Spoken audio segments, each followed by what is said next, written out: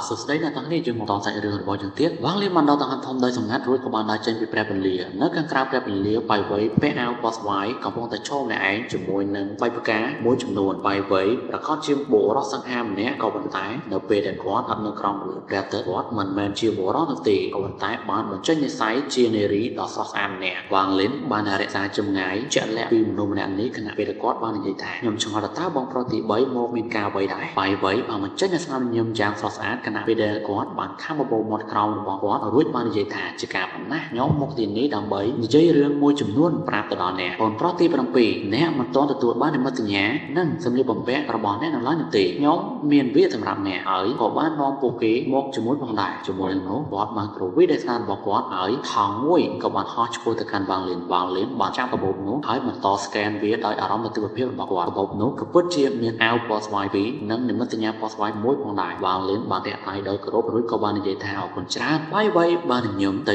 គ្មានបញ្ហាទេអ្នកមិនទាន់ស្គាល់ភ្នំពណ៌ស្វាយនេះនៅឡើយនោះទេចោបើមានសេចក្ដីម្នាក់នេះនៅទីនេះរួចចោលបង្ហាញអ្នកយ៉ាងម៉េចដែរវ៉ាងលៀនបញ្ចេញពលឺយ៉ាងចម្លែកនៅក្នុងភ្នែករបស់គាត់រួចក៏បានឆ្លើយបដិសេធថាអរគុណបងប្រុសសម្រាប់ទឹកចិត្តដ៏ល្អមួយនេះក៏ប៉ុន្តែខ្ញុំមានការរវល់ជាមួយនឹងការដណ្ដងរបស់ខ្ញុំមួយផ្លែដូច្នេះសូមធ្វើវានៅថ្ងៃក្រោយនៅពេលដែលវ៉ាងលៀនបាននិយាយចប់គាត់ក៏បានដើរថយក្រោយពី3ជំហានគាត់បានទទួលអារម្មណ៍ប្លែកពីបាយវៃហើយការដែលនិយាយជាមួយនឹងបាយវៃបានធ្វើឲ្យគាត់មានអារម្មណ៍ថាមិនស្រួលបាយវៃបានសម្លឹងទៅមើលវ៉ាងលៀនដោយមកក្រៀមក្រំខណៈពេលដែលនាងនិយាយយ៉ាងសកលថាបាទសូមអញ្ជើញតិចបាយវៃនឹងគឺជាមនុស្សអាត់ក្បាំងបាទចឹងហើយបានជាធម្មតាគឺនៅពេលដែលវ៉ាងលៀននៅជាមួយសេះច្បងផ្សេងៗទៀតគឺគាត់អត់មានអារម្មណ៍បែបហ្នឹងទេបាទតែនៅពេលដែលនៅជាមួយនឹងបាយវៃនេះគឺមានអារម្មណ៍ប្លែកនៅភាគខាងមុខទៀតគឺយើងដឹងហើយថាពេលឥឡូវខ្ញុំប្រាប់ឲ្យមកទៅបាយវៃនេះគឺមានធម៌ពលចំនួន2គាត់ដាំដុះទី1គឺធម៌ពលយិនហើយទី2គឺធម៌ពលយ៉ាងនៅពេលដែលគាត់ដងធម៌ពលយ៉ាងមានន័យថាគាត់ខ្លាយជាមនុស្សប្រុសប៉ុន្តែនៅពេលដែលគាត់ដាំដុះធម៌ពលយិនមានន័យថាគាត់នឹងខ្លាយជាមនុស្សស្រីបាទដ៏ស្រស់ស្អាតម្នាក់បាយវៃបានសម្លឹងទៅមើលវ៉ាងលៀនទាំងអស់ស្ពូនហើយបាននិយាយយ៉ាងសន្ទន់ថាបងប្រុសទី7ខ្ញុំមានន័យថាគ្មានគ្រោះថ្នាក់អ្វីនោះទេក៏ប៉ុន្តែផ្នែកប្រុសស្វាយគឺពិតជាស្មុគស្មាញខ្លាំងណាស់ខ្ញុំបានចំណាយពេលពេញមួយយប់ដើម្បីរៀបចំព័ត៌មាននេះសម្រាប់អ្នកតើអ្នកក៏ពិតចង់ដឹងពីវាមែនទេវ៉ាងលៀនបានទឹកចង្កឹកបន្តិចបន្តមកគាត់ក៏បានតែកបោដល់គាត់កាន់ហើយពលឺបសតកមួយនិងកៃពីក៏បានលើចេញមកមានសូម្បីតែតែមួយឈុតផងដែរនៅលើតុនៃរបស់វ៉ាងលៀនច្បាស់នៅពេលដែលគាត់អង្គុយចុះរួចក៏បាននិយាយថាបងប្រុសទី3សូមអង្គុយចុះបាយវៃបានញញឹមតិចនៅពេលដែលគាត់អង្គុយចុះដំបងឡាយគាត់បានចាក់ពេងតែមកពេងឲ្យវ៉ាងលៀនហើយបន្តមកទៀតគាត់ក៏បានចាក់មកពេងសម្រាប់ខ្លួនគាត់ហើយបន្ទាប់ពីចាក់ហើយគាត់ក៏បាននិយាយថានៅពេលដែលខ្ញុំបានជួបឯងជាលើកដំបូងខ្ញុំមិននឹកស្មានថាអ្នកនឹងខ្លាចជាសិស្សកិត្តិយសរបស់លោកគ្រូនោះទេវ៉ាងលៀនបានត្រឹមតែញញឹមតែមិននិយាយអ្វីទាំងអស់បាយវៃបានលើកយកពេងតែមកផឹកមកកែវហើយបន្តមកអ្នករបស់គាត់មកលើហើយនិយាយបន្តទៀតថាវ៉ាងលៀនសូមប្រយ័ត្នបងប្រុសសេះច្បងរបស់អ្នកបាទបងប្រុសសេះច្បងនោះគឺសំដៅទៅលើចៅស៊ីងសានឯងបាទការបញ្ចំទេរបស់វ៉ាងលៀនគឺនៅតែស្ងប់ស្ងាត់នៅពេលដែលគាត់បានងើបក្បាលរបស់គាត់សម្លឹងទៅមើលបាយវៃហើយរងចាំពាក្យបន្តបាយវៃបានទម្លាក់ពេងតែរួចក៏បាននិយាយយឺតៗថាបងប្រុសជាន់ខ្ពស់គឺជាអ្នកដែលស្ថិតនៅផ្នែកប៉ស្វាយហើយបានដើរតាមលោកគ្រូយូរជាងគេដូច្នេះគាត់បានដឹងរឿងជាច្រើនដែលតាក់ទងជាមួយនឹងនិកាយដែលយើងមិនដឹងដូចជាហេតុអ្វីបានជាលោកគ្រូនៅក្នុងពិភពផែនដីនេះហើយដាំដុះរាប់ម៉ឺនឆ្នាំអ្នកដាំដុះភាគច្រើននៅលើភពផែនដីទៀតយើងគ្រាន់តែដាំដុះរាប់ម៉ឺនឆ្នាំប៉ុណ្ណោះហើយការស្នាក់នៅរបស់បងប្រុសជាន់ខ្ពស់នៅក្នុងនិកាយគឺមានតែទួចណាស់នៃរបស់វ៉ាងលៀនការនៅធ្ងន់ធ្ងរប៉ុន្តែគាត់ក៏បានពិចារណាសំណួរនេះពីមុនមកផងដែរក៏ប៉ុន្តែដោយសារតែគាត់មិនដឹងច្រើនគាត់មិនបានពិចារណាវាឲ្យបានស៊ីជម្រៅនោះទេនៅពេលដែលគាត់លើពាក្យនេះពីបាយវៃគាត់បានចាប់ដើមគិតវាម្ដងទៀតតើសេចក្ដីចំនួនមុនរបស់លោកគ្រូទៅណាមិនត្រឹមតែអ្នកនិងខ្ញុំមិនដឹងនោះទេក៏ប៉ុន្តែក៏គ្មានអ្នកណាម្នាក់អាចយល់បានផងដែរមនុស្សតែម្នាក់គត់ដែលអាចដឹងពីអាថ៌កំបាំងនេះក្រៅពីបងប្រុសសេចក្ដីគឺជាបងប្រុសទី7មុនគឺសុនយន្តខ្ញុំសង្ស័យថាមូលហេតុដែលគាត់បននិកាយនៅពេលនោះគឺដោយសារតែរឿងទាំងអស់នេះវ៉ាងលៀនបានគិតបន្តិចមួយទៅក្រោយមកគាត់ក៏បាននិយាយយឺតៗថាបងប្រុសទី3ដោយសារតែបងមិនមានផុសតាងច្បាស់លាស់នោះទេវាគឺជាការល្អបំផុតដែលមិនត្រូវទេដោយចៃដន្យនៅឡើយលើអាថ៌កំបាំងមួយបានភ្លឺពេញភ្នែករបស់បាយវៃគាត់បានពិចារណាមុននឹងនិយាយថាណៃប៉ស្វាយជាក្រុមដែលខ្សោយជាងគេនៅក្នុងចំណោមក្រុមទាំង7ក៏ប៉ុន្តែការប្រកួតប្រជែងនៅទីនេះនៅតែខ្ពស់នៅឡើយបងប្រុសជាន់ខ្ពស់បានតម្រង់គោលដៅសម្រាប់តំណែងជាសិស្សពិតរបស់លោកគ្រូជាយូរមកហើយក៏មើលស្រាលសេចក្ដីអីការដាំដុះរបស់គាត់មិនដូចពីមុននោះទេនៅពេលនោះគាត់បានបរាជ័យក្នុងការប្រយុទ្ធជាមួយនឹងបងប្រុសទី6ដើម្បីតំណែងសិស្សពិតហើយត្រូវបានរងរបួសយ៉ាងធ្ងន់ធ្ងរដែលបណ្ដាលឲ្យកម្រិតនៃការដាំដុះរបស់គាត់បានធ្លាក់ចុះយ៉ាងខ្លាំងបើទោះបីជាយ៉ាងណាក៏ដោយគាត់មានការតាំងចិត្តយ៉ាងមុតមាំឲ្យបានចូលទៅ ក្នុងការដំណោបទ្វាអស់រាប់រយឆ្នាំដើម្បីរៀបចំខ្លួនឡើងវិញជាអកសលសុនយន្តបានបង្ហាញខ្លួនហើយគាត់ក៏បានយកឈ្នះប្អូនប្រុសទី6និងបងប្រុសចំពោះនោះសម្រាប់តំណែងជាសិស្សពិតរបស់ចវាយនៅក្នុងពិធីគុកកំណើតរបស់លោកគ្រូក្នុងរយៈពេល3ខែ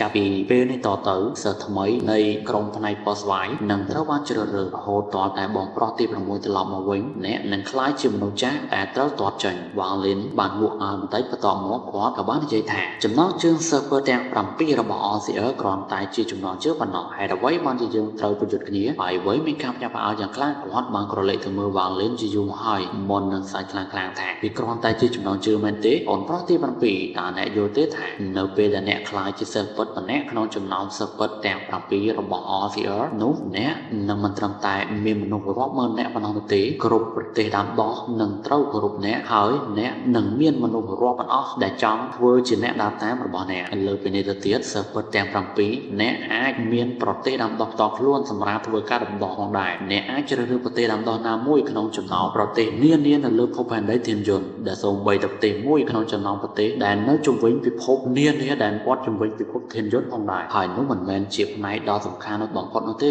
ខ្ញុំនិងអ្នកគឺជាអ្នកដាំដុះកម្រិតនៃការផ្លាស់ប្ដូរព្រលឹងដូចគ្នាហើយរឿងតែមើលគត់ដែលយើងចង់បានបំផុតនោះគឺឈានទៅដល់ដំណាក់កាល Ascendant ការដែលឈានដល់ដំណាក់កាល Ascendant ត្រូវការស្វែងរកតៅឬប្រឈមនឹងសេចក្តីស្លាប់អ្នកក៏គួរតែធ្លាប់អំពីរឿងនេះពីមុនមកដែរនៅពេលដែលអ្នកដាំដុះឈានទៅដល់កម្រិត Ascendant បាទកម្រិត Ascendant នោះកម្រិតទី7វាគឺមានគ្រោះថ្នាក់ខ្លាំងណាស់វាប្រហែលជាមិនមានអារ៉ាម 1% ទៀតទេប៉ុន្តែនៅពេលដែលអ្នកខ្លាចជាសិស្សពិតម្នាក់ក្នុងចំណោមសិស្សពិតទាំង7របស់ចវាយនោះចវាយនឹងធ្វើសកម្មភាពដោយផ្ទាល់បើទោះបីជាវាមិនអាច 100% ក៏ដោយក៏ប៉ុន្តែវាក៏អាចបង្កើនឱកាសបាន 30% ផងដែរអ្នកប្រាប់ខ្ញុំតើអ្នកណាមិនត្រូវបានគេល្បួងវ៉ាងនេះបានដល់ទៅហើមធំរួចភ្នែករបស់គាត់មកភ្លើនេះមិនមែនទាំងអស់នោះទេនៅពេលដែលអ្នកដាំដុះដែលឈានទៅដល់កម្រិតពួកយើងគឺត្រូវការត្បូង Celestial ដ៏ច្រើនស្ទើរធំបើទោះបីអ្នកដែលជាសិស្សរបស់លោកគ្រូហើយទទួលបានការអត់ហចាំខែក៏ដោយនៅពេលដែលកម្រិតនៃការដាំដុះរបស់អ្នកកើនឡើងវានឹងមិនគ្រប់គ្រាន់នោះទេក៏ប៉ុន្តែ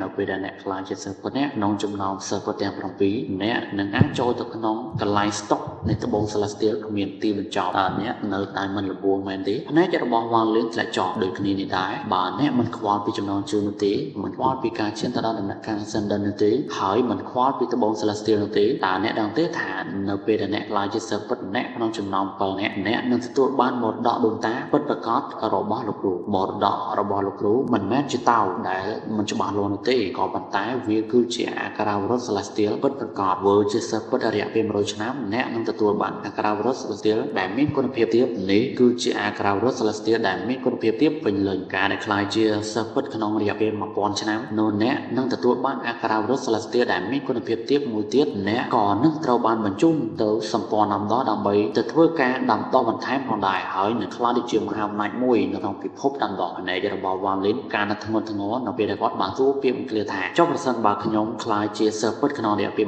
1000ឆ្នាំខ្ញុំនឹងទទួលបាននៅអក្ខរាវរត Celestial ពេញលេញតើនេះគឺជាការពិតមែនទេបាយវៃបានហូបាលវាគឺជាការពិតសិស្សពិតរបស់ក្រុមពណ៌បៃតងលីសណាគឺជាសិស្សពិតអស់រយៈពេលជា1000ឆ្នាំមកហើយ100ឆ្នាំមុនគាត់ទទួលបានអក្ខរាវរត Celestial ដែលមានគុណភាពទាបទៅពេញលេញពីលោកគ្រូគាត់នៅតែស្ថិតនៅក្នុងការវឹកហាត់ដាំដុះបរិយាដែលកំពុងតែស្ដារវានៅឡើយនៅពេលដែលគាត់បានចេញមកកម្លាំងរបស់គាត់គឺស្ថិតនៅក្នុងកម្រិតដែលមិននឹកស្មានដល់នៃរបស់វ៉ាងលីនបានបញ្ចេញពលឺដ៏អាចកំបាំងក្រោយពីសញ្ជើងគិតមួយសន្ទុះគាត់ក៏បានងក់បារួចក៏បានក្រោកឈរគាត់ក៏បានទះដៃទៅកាន់បៃ3រួចក៏បាននិយាយថាបងប្រុសទី3ខ្ញុំហត់ហើយខ្ញុំត្រូវការសម្រាកហើយខ្ញុំនឹងមកនិយាយលេងជាមួយនឹងអ្នកនៅថ្ងៃក្រោយទៀតបៃ3ញញឹមនៅពេលដែលគាត់បានក្រោកឈររួចក៏បាននិយាយថាគ្មានបញ្ហាទេអញ្ចឹងខ្ញុំមិនរំខានអ្នកទៀតទេបងប្រុសទី7បើមានបញ្ហាអ្វីមួយអាចមករកខ្ញុំបានជាមួយនឹងនោះបៃ3ក៏បានក្រោកឈរកាន់ដៃរួចក៏បានងាកចេញទៅនៅពេលដែលគាត់ងាកមកស្នាមញញឹមនៅលើមុខរបស់គាត់ក៏បានតែគ្មានដែនទៅហើយត្រូវបានជំនួសដោយកម្មចេញមតិដ៏អាប់អួរបងប្រុសសិស្សច្បងចៅសិង្សា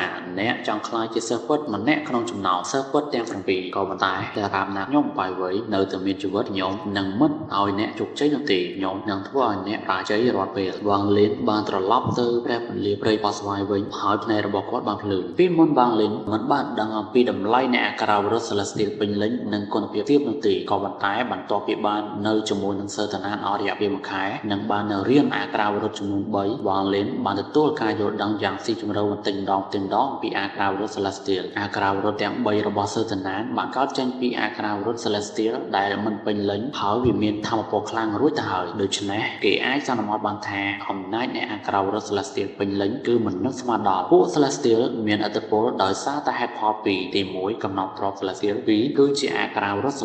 Celestial មានកំណត់ទ្រព្យ Celestial គុណភាពខ្ពស់និងដឹងពីអាក្រាវរត់ Celestial ដែលមានគុណភាពខ្ពស់មានថាមពលក្រៅឋានសួគ៌ការដាំដុះរបស់ពួកគេកាន់តែខ្ពស់ពួកគេក៏កាន់តែគួរឲ្យភ័យខ្លាចប្រហែលជាមានអាក្រាវរត់មួយទៀតដែលអាចប្រកួតប្រជែងជាមួយនឹងអាក្រាវរត់ Celestial បានក៏ប៉ុន្តែតាមអ្វីដែលវ៉ាងលៀនបានដឹងមានតែបច្ចេកទេសរបស់ព្រះបុរាណតែប៉ុណ្ណោះដែលអាចប្រកួតប្រជែងជាមួយនឹងវាបាននៅក្នុងរឿងវ៉ាងលៀននេះគឺនិយាយពីកាន់ដងតែពីរប្រភេទតែប៉ុណ្ណោះទី1គឺតាក់ទងជាមួយនឹង Celestial ទី2បុរាណហ្នឹងមាន3ទៀតបាទមានព្រះបុរាណអារ្យបុរាណនិងបិសាចបុរាណបាទទៀតយើងមិនដឹងច្បាស់វ៉ាងលៀនមានបច្ចេកទេសជាច្រើននៃព្រះបុរាណពីការចងចាំរបស់ព្រះបុរាណទូសឺបើទោះបីជាយ៉ាងណាក៏ដោយពួកវាទាំងអស់មានតម្រូវការយ៉ាងតឹងរ៉ឹងបំផុតហើយជាមួយនឹងកម្រិតនៃការដាំដុះបច្ចុប្បន្ននៃរូបកាយដើមរបស់គាត់មិនអាចប្រើប្រាស់អ្វីបាននោះទេសើពិតទាំង7របស់ OCR គួរចាប់អារម្មណ៍ភ្នែករបស់វ៉ាងលៀនមកភ្លឺបន្ទាប់មកគាត់ក៏បានស្លៀកសម្លៀកបំពាក់សិស្សពណ៌ស្វាយរួចក៏បានដើរចេញពីព្រះពន្លានៅពេលនេះគឺជាថ្ងៃត្រង់ព្រះអាទិត្យដែលកំពុងតែឆេះគោះនៅលើមេឃខណៈពេលដែលវ៉ាងលៀនបានដើរចេញជាមួយនឹងសម្លៀកបំពាក់ពណ៌ស្វាយដ៏ឆើតឆាយរបស់គាត់អាវផាយរបស់គាត់បានហើរទៅតាមខ្យល់ដែលធ្វើឲ្យគាត់មើលទៅគឺពិតជាស្រស់ស្អាតខ្លាំងណាស់នៅពេលណាដែលពួកសិស្សបានឃើញគាត់ពួកគេនឹងឈប់ភ្លាមហើយក៏បានគោរពឆ្ពោះទៅកាន់គាត់ដោយបាននិយាយថាបុព្វបុរសទី7នៅតាមផ្លូវវ៉ាងលៀនបានដឹងបាត់ទិញដង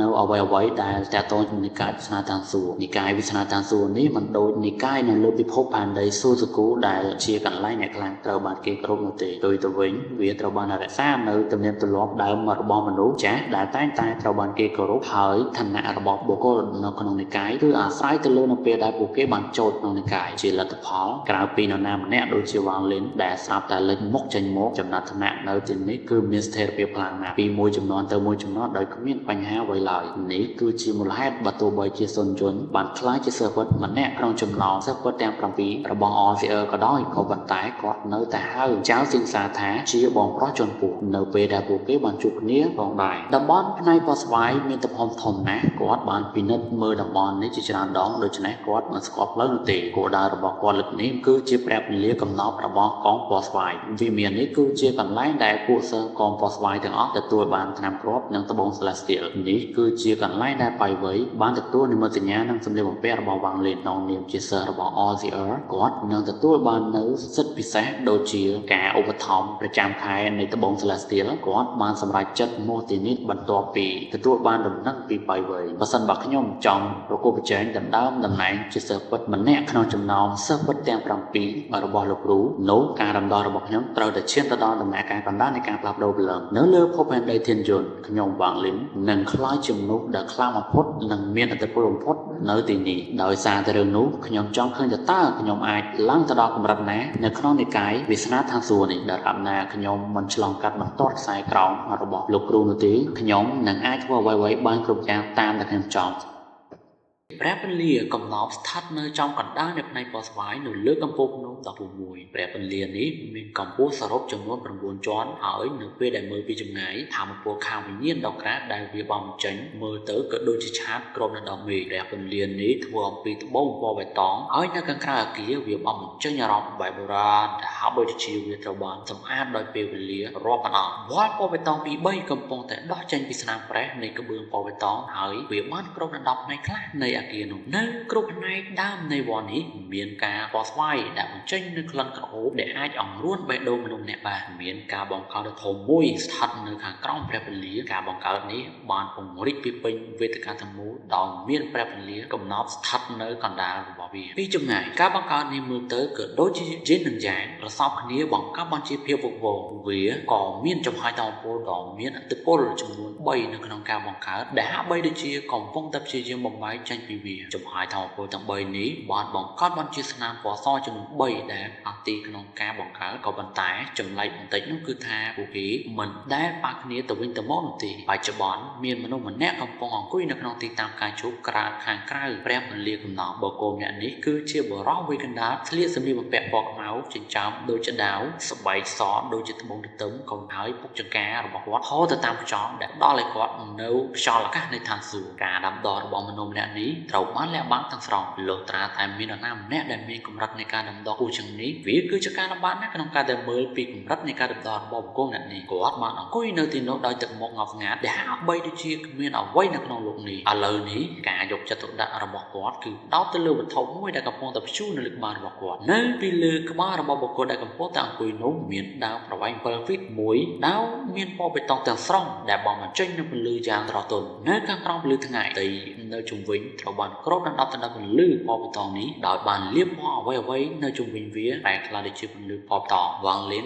បានឈប់នៅមិនឆ្ងាយប៉ុន្មានពីខាងក្រៅព្រះពលាកំណប់ខណៈពេលដែលគាត់កំពុងតែសម្លឹងទៅមើលមនុស្សដែលកំពុងតែអង្គុយនោះកម្រិតនៃការដាំដុះរបស់មនុស្សនេះបានឈានទៅដល់កម្រិតកំពូលដំណាក់កាលចុងក្រោយនៃការបង្កើតព្រលឹងមានន័យថាកម្រិតទី5ដែលតគ្នាក៏ប៉ុន្តែមានចេតនាដាវលាក់ទុកយ៉ាងល្អនៅក្នុងខ្លួនរបស់គាត់បរិសុទ្ធវ័យកណ្ដាលស្អាតតែបើកភ្នែករបស់គាត់ហើយបានឃើញវ៉ាងលៀនផងនៅមិនឆ្ងាយប្រមាណពីគាត់មានការញាប់ផ្អើលរួចក៏បានក្រោកឈរយ៉ាងឆាប់រហ័សដោយលើកដៃសំពះដោយគោរពហើយនិយាយថាសិស្សចានសៀងវ៉ាន់សូមជម្រាបសួរដូនតាទី7ដាវពណ៌បៃតងនោះបានប្រែក្លាយទៅជាពន្លឺពណ៌បៃតងមុននឹងបាត់ចូលក្នុងខ្លួនរបស់គាត់នៃចិត្តរបស់វ៉ាងលៀនបានសម្លឹងចុះមកលើថ្ងាសរបស់ចានសៀងវ៉ាន់ហើយបន្ទាប់មកគាត់ក៏បានសួរដោយស្ងប់ស្ងាត់ថាតើអ្នកអាចឲ្យខ្ញុំពិនិត្យមើលដាវហោះរបស់អ្នកបន្តិចបានទេចានសៀងវ៉ាន់មានការញាប់ផ្អើលមួយផ្លែគាត់បានងក់ក្បាលរួចក៏បាននិយាយថាដាវហោះរបស់សិស្សនេះគ្រាន់តែជារបស់ធម្មតាតែប៉ុណ្ណោះខ្ញុំបានទិញវាពីហាងមួយនៅខាងក្រៅនិកាយហើយវាមិនមានអ្វីពិសេសអំពីវានោះទេប្រសិនបើបុព្វបុរសទី7ចង់ឃើញវានោះគឺជាការល្អណាស់ជាមួយនឹងនោះគាត់បានចង្អុលព្រាមដៃនៅចន្លោះចិញ្ចើមរបស់គាត់រួចក៏បានចេញសម្លេងស្រែកបន្តិចលើពណ៌បៃតងមួយស្រាប់តែចេញមកបង្កើតបានជាដាវប្រវែង7 ហ្វីតរបស់มันហើយបានបញ្ចេញរលកនៃទំនុកបត់លើកដំកើងដាវយ៉ាងសន្ធោសន្ធៅនៃរបស់វ៉ាងលីស្ងស្ងាត់នៅពេលដែលគាត់លូកដៃចេញគាត់បានទាញវាមករកគាត់រួចក៏បានចាប់ដើមពិនិត្យវាដោយយកចិត្តទុកដាក់មុននេះបន្តិចនៅពេលដែលចាងសៀងហ្វានដកដាវហោះនោះដាវនេះហាក់បីដូចជាមានបំណងចង់រត់គេចពីវ៉ាងលីននៅពេលដែលវ៉ាងលីនបានប្រើកម្លាំងរបស់គាត់បន្តិចគាត់បានដឹងថាអ្វីដែលបានកើតឡើងមុននេះគឺមិនមែនដោយសារតែចាងសៀងហ្វានធ្វើនោះទេក៏ប៉ុន្តែវាគឺជាចេតនាដាវនៅក្នុងដាវនេះបេះដូងរបស់វ៉ាងលីនស្រាប់តែញាប់ញ័រនៅពេលដែលគាត់បានដាវដោយព្រាមដៃឆ្វេងរបស់គាត់ប្រសិនបើវាជានរណាម្នាក់ផ្សេងទៀតវាគឺពិតជាលំបាកណាស់ក្នុងការទៅមានអារម្មណ៍ថាដាវនេះមានចេតនាដាវបើអ្នកណាម្នាក់រកឃើញវានោះគេនឹងដឹងថាដាវនេះមិនធម្មតាពីយ៉ាងណាមិញនៅពេលដែលវ៉ាងលីនមានអារម្មណ៍ថាដាវនេះមានឆន្ទៈតខ្លួនបេះដូងរបស់គាត់បានញ័រអារម្មណ៍ដែលធ្លាប់ស្គាល់បានបំពេញពេញបេះដូងរបស់គាត់ខណៈពេលដែលគាត់មានអារម្មណ៍ថាមានចេតនាដាវនេះចៅយីវ៉ាងលីនបានទៅគិតបន្តិចចេតនាដាវរបស់ដាវនេះវាច្បាស់ជាចេតនាដាវដែលចៅយីបានលះបង់នៅពេលដែលគាត់បានខ្លាយជាវិញ្ញាណដាវកាលនោះចៅយីបានដេញតាម Swartsen តាលឹងទៀនហួរ Swartsen តាលឹងទៀនហួរនោះមានន័យថាដាវបរិសុទ្ធលឹងទៀនហួរនោះគឺដូចជាភាគទី60ជាងនៅពេលដែលវ៉ាងលីនទៅអាណាចក្រ Celestial ដំណក់ទឹកភ្លៀងហើយជួបជាមួយនឹងចៅយីហើយក៏បានជួបជាមួយនឹងជីងសងដែរតាលឹងទៀនហួរហ្នឹងក៏បានប្រយុទ្ធគ្នាជាមួយនឹងជីងសងគាត់បានបាត់ខ្លួនអស់រយៈពេល100ឆ្នាំមកហើយចាប់តាំងពីពេលនោះមកនេះគឺជាលើកទី1ហើយដែលគាត់មានអារម្មណ៍ថាចង់បានដាវរបស់ចៅយីប្រសិនបើគាត់មិនបានចំណាយពេលយូរនៅក្រោមវត្តដើម្បីយល់អំពីដែនរបស់ចៅយីនោះទេវាគ្មានផ្លូវទេសម្រាប់គាត់ដើម្បីដឹងថាចេតនាដាវនេះគឺមកពីចៅយីដាវនេះមានចេតនាដាវតិចតួចប៉ុណ្ណោះបន្ទាប់ពីមានអារម្មណ៍ថាមានចេតនាដាវនេះវ៉ាងលៀនបានសេចក្ដីគិតបន្តិចហើយគាត់ក៏បានយកចេតនាដាវនោះចេញដាវនោះបានចាប់ដើមបញ្ចេញនូវពន្លឺពណ៌បៃតងភ្លាមហើយពន្លឺពណ៌បៃតងមួយស្រាប់តែលេចចេញមកពីវាពន្លឺពណ៌បៃតងប្រែក្លាយទៅជាកាយពណ៌បៃតងហើយអណ្ដែតនៅចំពោះមុខវ៉ាងលីនបានសម្លឹងទៅមើលកាយរួចក៏បានដកដង្ហើមធំគាត់បានចាប់កាយនោះរួចក៏បានកលេចទៅមើលចានសៀងហ្វានដែលមិនដឹងថាត្រូវនិយាយអ្វីរួចក៏បាននិយាយថាមានដាវនៃចេតនាដាវពីម្ចាស់របស់ខ្ញុំនៅក្នុងដាវរបស់អ្នកដូច្នេះខ្ញុំនឹងយកចេតនាដាវនេះទៅបើទោះបីជាយ៉ាងណាក៏ដោយខ្ញុំនឹងមិនធ្វើបាបអ្នកទេយកត្បូងនេះទៅមានច្បាប់នៃការរំលឹកចំនួន18នៅលើត្បូងនេះដាក់វានៅលើដាវដែលមានគុណភាពខ្ពស់វានឹងអាចកាត់បន្ថយថាមពលរបស់វាបានច្រើនជាមួយនឹងមនុស្សវ៉ាងលីនក៏បានតែកាបូបដែលគាត់កាន់ហើយត្បូងមួយបានហោះចេញពីដៃរបស់គាត់ឆ្ពោះទៅកាន់ចានសៀងហ្វានចំណែកឯដាវហោះពណ៌បៃតងវ៉ាងលីនបានប្រគល់វាទៅឲ្យម្ចាស់វា វាវិញអ្វីទៅបាត់តែចាងសៀងហ្វានបានបង្ហាញពីការគោរពក៏ដោយក៏ប៉ុន្តែភ្នែកគាត់ក៏បានបង្ហាញពីការជឿចាប់នៃការបាត់បង់ផងដែរគាត់បានទទួលយកត្បូងដោយមិនគិតអ្វីច្រើននោះទេហើយក៏បានបន្តស្កេនវាជាមួយនឹងអារម្មណ៍នៃទិដ្ឋភាពរបស់គាត់ដោយមិនដឹងខ្លួនប៉ុន្តែភ្លាមនោះគាត់មានការតក់ស្លុតនិងការភ្ញាក់ផ្អើលយ៉ាងខ្លាំងមួយស្ទុះក្រោយមកគាត់ក៏ស្រាប់តែងើបក្បាលឡើងរួចក៏បាននិយាយដោយគោរពថាអរគុណដូនតាទី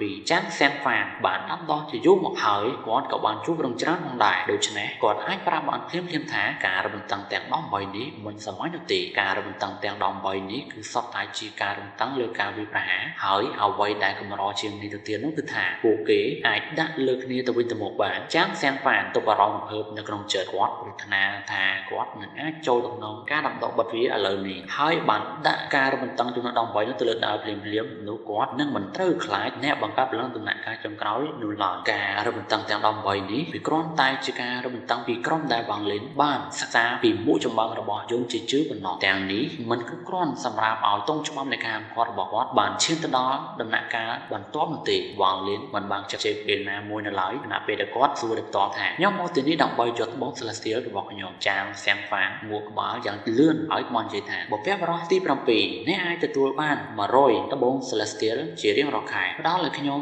នៅនិមិត្តសញ្ញារបស់អ្នកហើយខ្ញុំនឹងបើកអារ៉េជូនអ្នកវ៉ាងលិននៅស្ងៀមនៅពេលដែលគាត់កវីដៃហើយនិមិត្តសញ្ញានោះក៏បានហោះឆ្ពោះទៅកាន់ចាងសៀងហ្វានបន្ទាប់ពីចាងសៀងហ្វានទទួលវារួចគាត់ក៏បានដើរទៅក្រោយដោយគោរពបន្ទាប់មកគាត់ក៏បានពិនិត្យមើលដីដោយកណនីបន្តិចដល់រៀបដែនរបស់គាត់ហើយក្រោយមកបានចុចវានៅក្នុងដីនៅពេលនេះធម្មពលចំនួន3បានបាញ់ចេញពីនិមិត្តសញ្ញានោះសំឡេងដូចកោលាន់បានលើឡើងហើយចាងសៀងហ្វានមិនអាចកាន់និមិត្តសញ្ញានេះបានទៀតទេដូច្នេះគាត់ត្រូវបានបង្ខំឲ្យថយក្រោយជាច្រើនជំហានក៏ប៉ុន្តែនិមិត្តសញ្ញានោះបានចាប់ដាក់បានដែរនៅលើមេឃហើយចំហាយធម្មពលចំនួន3ក៏បានហោះចេញពីផែនដីតាមរយៈនិមិត្តសញ្ញានោះពួកគេបានផ្លាស់ទីយ៉ាងលឿននិងលឿនជាងមុនរហូតដល់តែអ្នកអាចមើលឃើញតែរូបភាពដែលភ្ជាប់ជាមួយគ្នាតែប៉ុណ្ណោះបន្ទាប់ពីដកដង្ហើមបានជាច្រើនដងនិមិត្តសញ្ញាសម្ងាត់បានបញ្ចេញនៅពលដ៏មានឥទ្ធិពលដែលចាំងមកលើតំបន់ជុំវិញនោះតមកចំហាយធម្មពលទាំង3បានចោទអានឆ្ពោះទៅកាន់និមិត្តសញ្ញាហើយបានបដូរវាទៅជាមួយពន្លឺដែលបានរួមបញ្ចូលគ្នានោះបានហោះឆ្ពោះទៅកាន់ព្រះពន្លឺកំណត់ហើយក៏បានឈប់នៅមុខជាន់ទី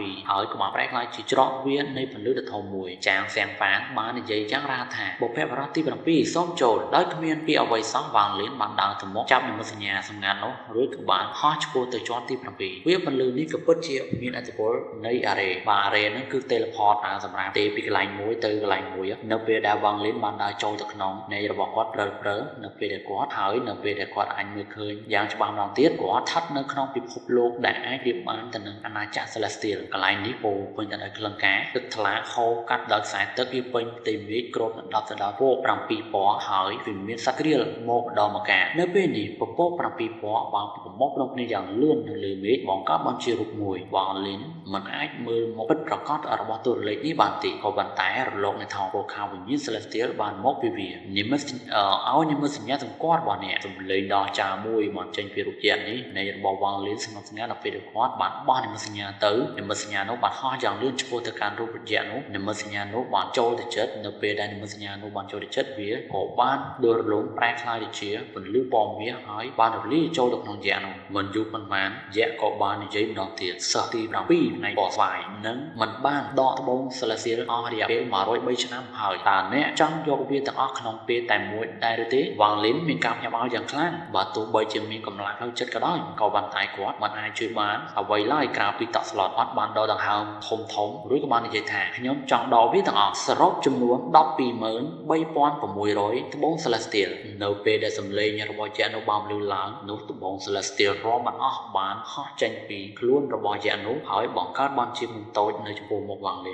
ិនបានសម្លឹងទៅមួយភ្នំត្បូង Celestial នេះហើយមានអារម្មណ៍ថាបងប្អូនករបស់គាត់ស្ងួតទាំងស្រស់គាត់មិនដែលគិតថានិកាយវាសនាឋានសួគ៌នឹងចែកអំណោយត្បូង Celestial ដល់ច្រើនស្ទើរថោកបែបនេះនោះទេប្រសិនបើកន្លែងសិស្សណាដែលនៅទំនេររាប់ពាន់ឆ្នាំនោះចំនួននៃត្បូង Celestial ដែលមិនប្រមូលនឹងឈានទៅដល់កម្រិតមួយដែលមិនស្មានដល់នៅពេលនេះត្បូង Celestial បានបង្កើតបានជាភ្នំតូចទៅរួចទៅហើយនៃរបស់គាត់បានភ្លឺនៅពេលដែលគាត់បានដាក់វាយ៉ាងលឿនចូលទៅក្នុងកាបូបរបស់គាត់តទៅពីធ្វើទាំងអស់នេះហើយគាត់បានប៉ះកាបូបដែលគាត់កាន់គាត់បញ្ចេញនូវស្នាមញញឹមយ៉ាងពេញចិត្តហើយវាបាទមានឆ្ងល់ទេដែលមនុស្សចាត់ទុកគាត់ថាជាមនុស្សពិសាចំណេះដឹងបច្ចុប្បន្នរបស់គាត់គឺមិនទាន់គ្រប់គ្រាន់នៅឡើយត្បូង Celestial ចំនួន100000គ្រាប់នេះល្មមធ្វើឲ្យភ្នែករបស់ របស់គាត់ដែលคล้ายជាក្រហមបាទត្បូង Celestial ហ្នឹងគឺមានសារៈសំខាន់ណាបាទមានសារៈសំខាន់ណាចំពោះអ្នកដំណងកម្រិតទី5កម្រិតទី6ហើយនិងកម្រិតទី7រត់ទៅត្រូវខ្លាំងណាបាទប្រសិនបើនរណាម្នាក់ព្យាយាមបញ្ឈប់គាត់នៅពេលនេះមិនថាជាគេជានរណានោះទេបាទលីននឹងធ្វើការវាយប្រហារដោយមិនស្ទាក់ស្ទើរគាត់បានដកដង្ហើមវែងហើយបន្ទាប់មកភ្នែករបស់គាត់បានច្បាស់ម្ដងទៀតមានតែពេលនេះទេដែលគាត់បានជាសះស្បើយពីភាពតក់ស្លុតនៃបទអាហារចរស្ទើរស្ទប់នៃត្បូង Celestial នៅពេលនេះរូបយក្សនៅលើនេះបានបើកខ្លួនទេម្ដងហើយប្រែក្លាយទៅជាពពក7ពណ៌មានពន្លឺពណ៌មាសនៅលើមេឃដែលផ្លាស់ប្ដូរបន្តិចម្ដងចូលទៅក្នុងសញ្ញាសម្ងាត់រួចក៏ហោះឆ្ពោះទៅកាន់វ៉ាងលីនដោយជាភ្លេងម៉ូតូវ៉ាងលីនបានលើកដៃស្នាដរបស់គាត់នៅពេលដែលគាត់បានប៉ះនឹងនិមិត្តសញ្ញានោះកម្លាំងដែលមើលមិនឃើញបានរុញគាត់ថយក្រោយក៏រាប់សិបហើយក៏បានបាត់ពីកន្លែងនោះដោយគ្មានដានវ៉ាងលីនបានបង្ហាញខ្លួននៅខាងក្រៅជាន់ទី7នៃពលាកំណោក្រោយពេលលេចចេញមកគាត់បានប្រែក្លាយជាកម្មស្មីនៃពលារួចក៏បានហោះទៅឆ្ងាយនៅតាមផ្លូវវ៉ាងលីនបានធ្វើដំណើរយ៉ាងលឿនហើយបានចាប់ទៅកាន់ដេបតឆ្ពោះទៅកាន់ព្រះពលាព្រៃពណ៌ស្វាយឥឡូវនេះដោយគាត់មានត្បូង Celestial គ្រប់គ្រាន់គាត់គ្រោងនឹងចូលទៅក្នុងការដំណោបទវាដើម្បីស្រូបយកពួកគេទាំងអស់ហើយឈានជើងចូលទៅក្នុងដំណាក់កាលកណ្ដាលនៃការផ្លាស់ប្ដូរព្រលឹងឲ្យបានឆាប់អាចទៅបាននៅពេលនោះគាត់នឹងអាចតស៊ូដើម្បីតំណែងជាសិស្សពិតរបស់លោកគ្រូក្នុងរយៈពេល3ខែទៀតវ៉ាងលីនបានផ្លាស់ប្ដូរយ៉ាងលឿនហើយបង្កើតបានជាសម្លេងរោដែលធ្វើឲ្យគាត់ចាប់អារម្មណ៍យ៉ាងខ្លាំងនៅក្នុងភ្នំផ្នែកពណ៌ស្វាយដ៏ស្ងប់ស្ងាត់នេះបាទផ្នែកពណ៌ស្វាយហ្នឹងយើងហៅក្រុមពណ៌ស្វាយក្បានឬក៏ផ្នែកពណ៌ស្វាយក្បានបាទនៅពេលនេះនៅខាងក្រោមកន្លែងដែលវ៉ាងលីនបានហោះពីលើមានរានហាលឫស្សីដ៏ប្រណិតមួយដែលមានបុរសចំណាស់3នាក់កំពុងអង្គុយនៅទីនោះហើយពួកគេទាំង3សុទ្ធតែជាអ្នកចាត់ទុំខាងវិន័យនៃក្រុមពណ៌ស្វាយម្នាក់ក្នុងចំណោមពួកគេបានក្រឡេកទៅមើលកន្លែងដែលវ៉ាងលីនបានបើកខ្លួនមុននឹងបញ្ចេញសំឡេងហើយស្រក់ភ្នែកយ៉ាងត្រជាក់វ៉ាងលីននេះពិតជាក្រអូបកន្ទងពេកគាត់ហ៊ានប្រើល្បឿនបែបនេះនៅក្នុងនិកាយផងបុរសចំណាស់ដែលអង្គុយក្បែរនោះក៏បានគោរពវិក្បាលហើយក៏បាននិយាយថាលោកតាតែពួកគេក្បត់និកាយយកល្អទៅរញ៉េរញ៉ៃជាមួយនឹងពួកសិស្សរបស់ដូនតាបើទោះបីជាកម្រិតនៃការដំណោះរបស់បុគ្គលនេះមិនពោះយ៉ាងណាក៏ដោយក៏ប៉ុន្តែគាត់ក៏មានបទពិសោធន៍ពីយុទ្ធច្រើនផងដែរអ្នកចុងក្រោយបានតែពណ៌ស្វាយមួយកែវយ៉ាងរួចក៏បាននិយាយថានេះមិនមែនជាអ្វីដែលយើងគួរតែព្រួយបារម្ភទេការប្រគំចែងរវាងសិស្សពិតរបស់បុព្វបុរសគឺសាហាវខ្លាំងណាស់ជើងទាំង3អ្នកនៅក្នុងនិកាយនេះរាប់ពាន់ឆ្នាំហើយតើអ្នកនៅតែមិនបានឃើញពីវាមែនទេអ្នកទាំង3បានសញ្ជឹងគិតបន្តិចវ៉ាងលីនបានហោះពីពេញផ្លូវហើយភ្លាមបន្ទាប់ពីបានព្រះពលាព្រៃពណ៌ស្វាយវិញក៏បានចុះមកដីដោយបានបន្សោតលើកពីក្រោយគាត់តែនៅពេលដែលគាត់បានចុះមកទឹកមាត់របស់គាត់បានផ្លាស់ប្ដូរទាំងស្រុងហើយក៏បានបែរទៅមើលពីចម្ងាយមានកាំរស្មីមួយបានហោះមកឆ្ពោះទៅកាន់វ៉ាងលីនកាំរស្មីនៅពីលើនេះបានបាត់នៅលើការរួចបង្ហាញពីទូរលេខមួយដែលស្ថិតនៅដំណាក់កាលចុងក្រោយនៃការផ្លាស់ប្ដូរព្រលឹងម្នាក់នេះគឺជាបងស្រីទី4ក្នុងពេលជាមួយគ្នានោះក៏មានពលឺផ្លែហើយចៅសិង្សាក៏បានបង្ហាញខ្លួនដោយទឹកមុខញញឹមយ៉ាងអាក្រក់នៅផ្នែកខាងស្ដាំគាត់ពលឺពណ៌ស្វាយបានប្រមុខដុំហើយបងប្រុសទី2ក៏បានដោយទាំងទឹកមុខអាអ៊ូទឹកមុខរបស់វ៉ាងលីននៅទៅដដែលខណៈពេលដែលគាត់បានសម្លឹងទៅមើលអ្នកទាំង3ដោយស្ងប់ស្ងាត់រួចក៏បាននិយាយថាមិត្តរួមការងារហេតុអ្វីបានជាអ្នកលាក់ខ្លួនចេញមកគាត់មិនបានរកឃើញអ្នកផ្សេងនោះទេក៏ប៉ុន្តែដោយមើលឃើញថាអ្នកទាំង3មានភាពស្ងប់ស្ងាត់គាត់បានដឹងថាពួកគេត្រូវតែមានការត្រៀមខ្លួនរួចជាស្រេចបានយ៉ាងល្អបន្ទាប់ពីវ៉ាងលីនបាននិយាយរួចសំណើចក៏បានបន្លឺឡើងនៅចន្លោះទទេខណៈពេលដែលរូបខៀវមួយស្រាប់តែលេចចេញមកនៅលើមេឃនេះគឺជាយុវជនម្នាក់ដែលមានអាយុប្រហែលជា30ឆ្នាំក៏ប៉ុន្តែសម្រាប់អ្នកដំណោះការវិនិច្ឆ័យអាយុរបស់មនុស្សតាមរូបរាងគឺអន់ណាស់មនុស្សម្នាក់នេះស្លៀកសម្លៀកបំពាក់ពណ៌ខៀវទាំងអស់ដែលមាននាគពណ៌ខៀវចំនួន3ដែលប៉ាក់នៅលើដៃអាវរបស់គាត់សិស្សលំដាប់ទី3នៃផ្នែកពណ៌ខៀវនៃនិកាយវាសនាឋានសួគ៌គឺស៊ីម៉ារូហ្វង់មនុស្សម្នាក់នេះមានស្នាមញញឹមយ៉ាងទន់ភ្លន់ហើយបន្ទាប់ពីបកគាត់បានបានខ្លួនការសម្លឹងរបស់គាត់បានធ្លាក់មកលើវ៉ាងលីនដំណាក់កាលចុងក្រោយនៃការផ្លាស់ប្ដូរព្រលឹងនិងកម្រិតនៃការដាំដុះខ្ពស់ជាងបងស្រីទី4បន្តិចគាត់ក៏គួរតែស្ថិតនៅកំពូលនៃដំណាក់កាលចុងក្រោយនៃការផ្លាស់ប្ដូរព្រលឹងនៃរបស់វ៉ាងលីនបានធ្លាក់ចុះដោយចំនួនមិនអាចកត់សម្គាល់បានស៊ីម៉ារូហ្វង់បាននិយាយខ្លាំងថាបងប្រុសវ៉ាងលីនបើទោះបីជាយើងមិនស្ថិតនៅក្នុងផ្នែកដូចគ្នាក៏ដោយក៏ប៉ុន្តែខ្ញុំក៏បានលឺអំពីអ្នកផងដែរថ្ងៃនេះខ្ញុំនឹងណែនាំអ្នកឲ្យស្គាល់បងប្រុសជាន់ខ្ពស់ម្នាក់ទៀតបងប្រុសវ៉ាចាប់តាំងពីអ្នកបានមកដល់ហើយហើយអ្វីបានជាអ្នកមិនបង្ហាញខ្លួនសំឡេងដ៏ត្រជាក់ចេញពីកន្លែងនេះសំឡេងនេះបានបង្ហាញពីភាពត្រជាក់មិនចេះចោលវ៉ាងលីនបានងាកមកមើលហើយបានឃើញថាមានអ្នកផ្សេងម្នាក់ទៀតបានលេចឡើងនៅចម្ងាយរាប់សិបហ្វីតពីក្រោយគាត់មនុស្សម្នាក់នេះវាអាវពណ៌ខៀវហើយបានឈរនៅទីនោះដោយទាំងទឹកកកធំមិនចេះរលាយបន្ទាប់មកគាត់បានក្រឡេកទៅមើលវ៉ាងលីនហើយក៏បានបិទភ្នែករបស់គាត់ដើម្បីសម្រាប់ការក្រឡេកមើលនេះបានបង្ហាញពីអារម្មណ៍ត្រជាក់ដោយជាទឹកកកវាហាក់បីដូចជាថាគាត់អាចគ្រប់គ្រងអ្វីៗបានគ្រប់យ៉ាងវាហាក់បីដូចជាថាវ៉ាងលីន มันสะสมไม่กวาดวูสกรรมพิมตีบัตรใบจะกวาดมันต้อนชินตดานหนักการอาศัยดันก็ได้ก่อกวาดเนื้อแปะกันได้จำเฮียนหมกระบอกวางลิ้นคืออาหัวจะมวยเนื้อโปเกแต่พรามเนี่ยเนื้อทีนี้โอมนอระบอกโปเกคือจะมากลางหนากวาดบ้านดักได้ยืดยืดเลือท่องในกวาดกันเนื้อเป็นนี่บ้องไฟที่บนในภายในปอสไวมีตึงหมกสงบสง่าขณะไปเดินเลี้ยงบ้านในใจแทนปอนปลอตีปรำปีย้อมตระบานเนี่ยเสียสนาสมัยทวนปันนอกโดยชนะขยมขมิ้นจุ่มเรื่องนตีขยมจะกำแท้เนี่ยนังโยนจมูกนังโน้ได้ระบอเดียวมันเกาจิตนามันต่อโมเลี้ยงบ้านจังอ้อช่วยตะการบางเลนหรือปอพระบานเจนคลวนบานเลี้ยงหายบานครบดันดอกดมบ้อนจุ่มวิ่งจุ่มไงดอกโลมาไปเจ๊กเตะห้ามคอเตะละพอดดอยการใส่จมูกหรือปอพระบานเจนหรืออย่างครั้งหรือปอบานบัดได้ขมิ้นแดงบางเลนบานบัดคลวนจมูกនឹងស្ត្រីម្នាក់នោះមានព្រៃដ៏ធំមួយនៅចម្ងាយរាប់ម៉ឺនគីឡូម៉ែត្រពីនៃកាយវាសនាឋានសួគ៌ព្រៃក្រាស់នេះពោពេញទៅដោយដើមឈើដែលមើលទៅក៏ដូចជាដាវចង្អុលឈ្មោះទៅកាន់មេឃប្រសិនបើគេមើលពីចម្ងាយគេនឹងឃើញថាកន្លែងនេះពោពេញទៅដោយចេតនាសម្លាប់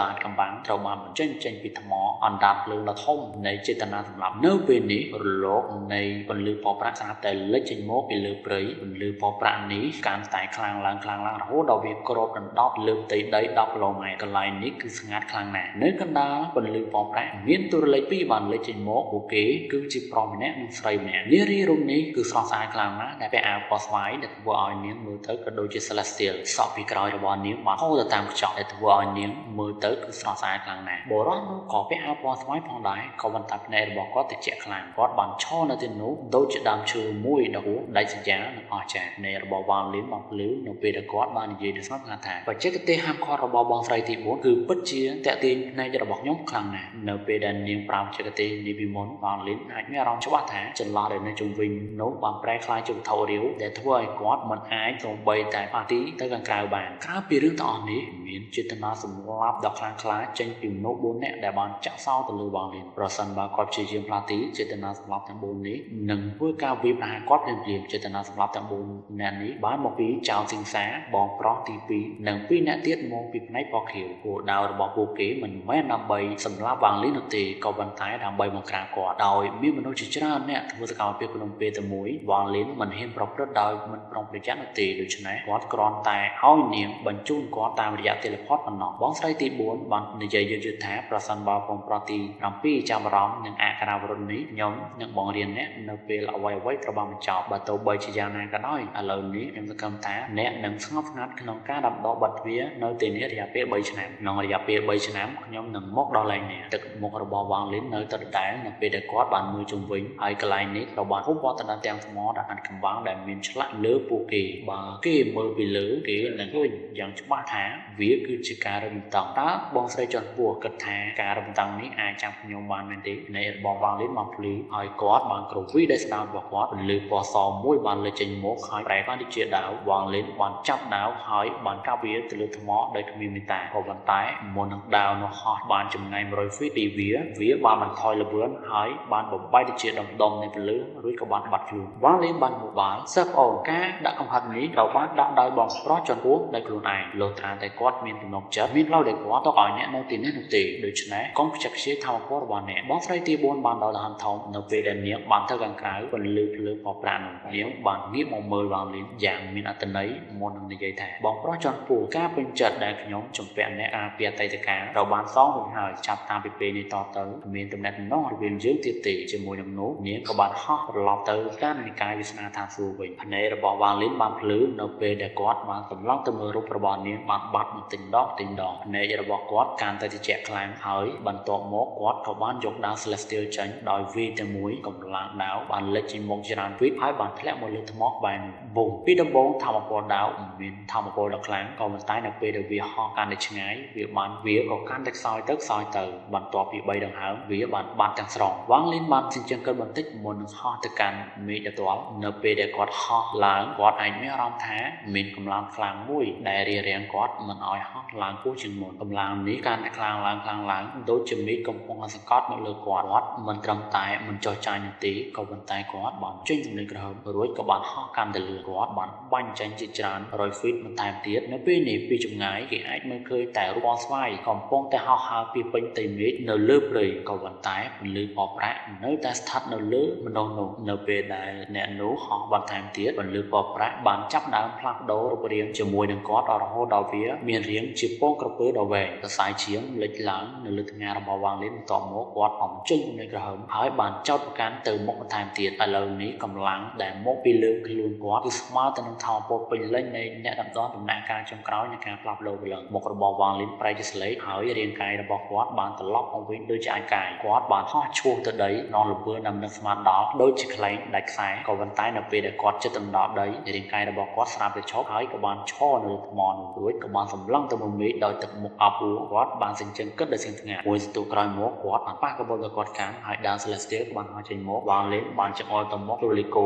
យល់ពីការបញ្ជាហើយក៏បានចេញសម្លេងក្រហមមុនពេលដែលគាត់បានហោះឆ្ពោះទៅកាន់ថ្មខាងមុខដាវពាក់កណ្ដាលប្រចាំបានដើរតាមដាវ Celestial យ៉ាងលឿនហើយពួកគេបានបាញ់ទៅលើមេឃកម្លាំងដ៏ខ្លាំងបានវិលមកម្ដងទៀតហើយលើកនេះគឺខ្លាំងជាងមុនជាច្រើនដងដែលធ្វើឲ្យសូលីកូបានបញ្ចេញសម្លេងស្រែកយ៉ាងវេទនាលោកគ្រូវាមិនអាចទៅរួចនោះទេខ្ញុំមិនអាចទម្លាយរបស់ចម្លែកនេះបានទេដាវតូចនោះក៏មិនអាចទម្លាយវាបានដែរភ្នែករបស់វ៉ាងលេងមកភ្លឺនៅពេលដែលគាត់បានក្រវេដៃហើយដាវ Celestial ក៏បានត្រឡប់មកវិញដាវពាក់កណ្ដាលម្ចាស់ប្រាក់ក៏បានហោះជារង្វង់បញ្ចេញរលកស្នេហ៍ថោពោដាវដ៏ខ្លាំងក្លាវាហាក់បីដូចជាមានការខកចិត្តយ៉ាងខ្លាំងពួកគេចង់បិទខ្ញុំឲ្យនៅទីនេះរហូតដល់ការប្រកបប្រជែងសិស្សពិតត្រូវបានបញ្ចប់ហើយខ្ញុំអាចឲ្យពួកគេធ្វើដោយដែលពួកគេប្រាថ្នាបានទេជាមួយនឹងនោះរូបរបស់វ៉ាងលេនបានបាត់ចេញពីថ្មហើយគាត់បានចូលក្នុងជម្រៅនៃព្រៃ